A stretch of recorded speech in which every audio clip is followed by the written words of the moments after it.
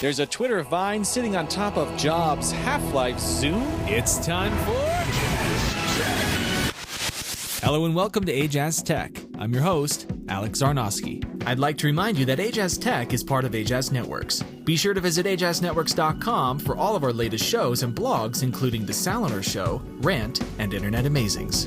Twitter recently launched a brand new iOS app called Vine. Like many other microblogging photo and video services such as Poke by Facebook or Keek, Vine attempts to deliver video in a fresh way. By pressing a finger on the screen, you are able to capture a few frames of video at a time with a maximum amount of 6 seconds. After you upload your creation, videos are posted as what appear to be GIFs but are actually MP4s. The overall experience of browsing different videos one at a time is actually fresh. Vine is only available on the App Store for now. However, you're still able to share your videos via the web. Other than the fact that Apple's stock is falling, and the fact that they sold more iPhones than all the phone sales in Taiwan combined, and the fact that they are back to the number 2 most valuable company in the world, there was finally some Mac news this week. Nothing too exciting or hardware related, but it's still pretty cool. Gamers will be happy to learn that the original Half-Life is now available for the Mac via Steam.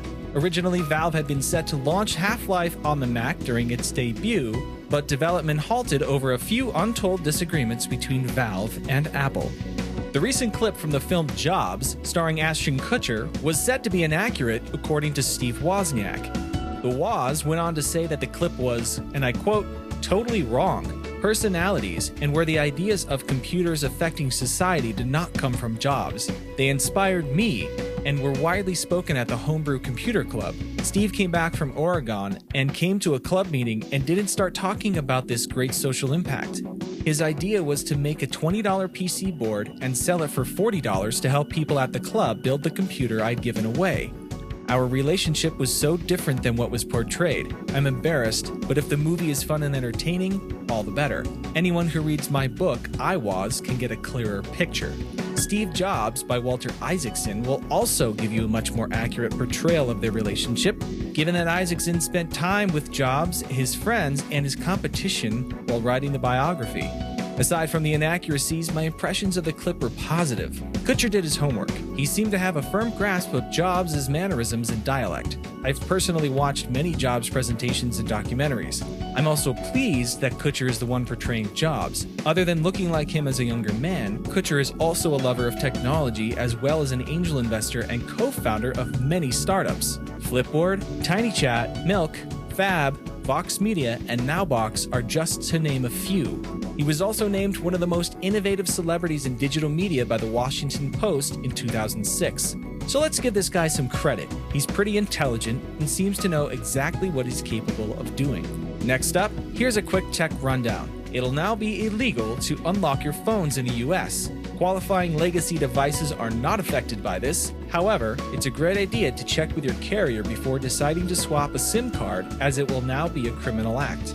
Glee blatantly ripped off Jonathan Coulton and gave him 0 credit for using his cover of Sir Mix-a-Lot's Baby Got Back, which sounds absolutely nothing like the original. Bill Gates seems to think that sales of Windows 8 are doing well at 60 million copies sold. He told sources that his wife was lying that her children wanted Apple products for Christmas, and Gates said they never did and was quoted saying, "You may have a Zune." Finally, this isn't tech news, but it's actually really important geek news. If you haven't heard about this yet, you're pretty much living under a rock. J.J. Abrams will be directing Star Wars Episode 7. Well, that's all for this episode of Ajazz Tech. Got Stitcher? We're on it, so get it. Stitcher is an award-winning provider of news talk and radio for your mobile phone. Stitcher Smart Radio, the smarter way to listen to radio. You can find all of our podcasts, including Cinema Clash and The Salinger Show, at AjazzNetworks.com. Follow me at Twitter.com/AjazzTech and search for my name on Google+. You can email me at AjazzTech@gmail.com.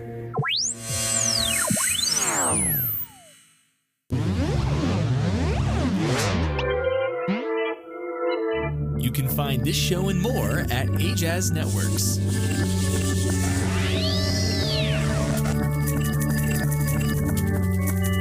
Originally different media for your personal taste.